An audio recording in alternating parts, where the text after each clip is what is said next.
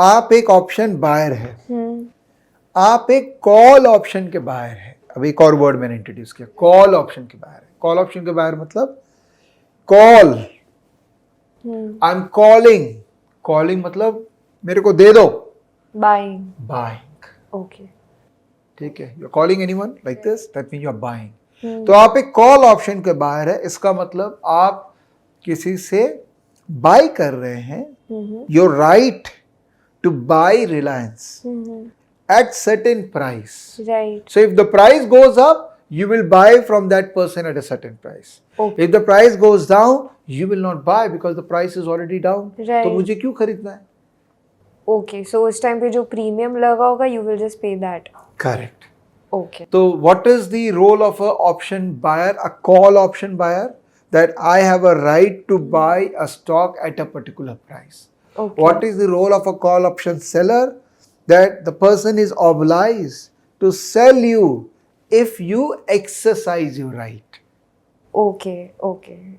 So, but he does not have the right to call off the contract or just, okay, got it. No one can call off the contract.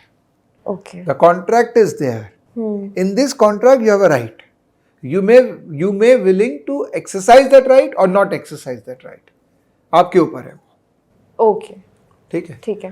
तो ये हो गया call option के buyer का क्या एक role है और कॉल ऑप्शन के सेलर का क्या रोल है। अब सपोज इसको घुमा देते हैं। अब मैं आपको बोलता हूं कि अगर आपको राइट चाहिए कि मैं रिलायंस को एक पर्टिकुलर प्राइस पे किसी को बेच सकूं, और प्राइस अगर बढ़ गया तो मैं नहीं बेचूंगी, प्राइस अगर घट गया तो मैं उस प्राइस पे उसको बेच दूंगी। So short selling. That means you want to short sell Reliance. Okay. That means you are a buyer of put.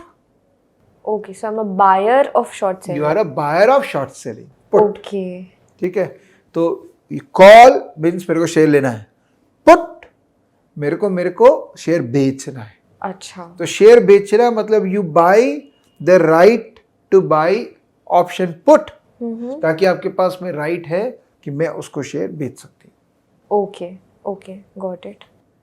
So call option and put option दोनों का डिफरेंस समझ में आ गया? एक बार आप बता दीजिए।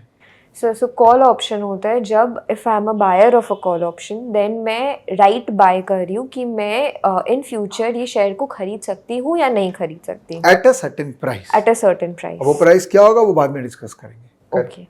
And when I am a buyer of a put option, then मैं राइट बाय कर रही हूँ कि मैं इन फ्यूचर उस स्टॉक को सेल कर सकती हूँ at a certain price. Perfect.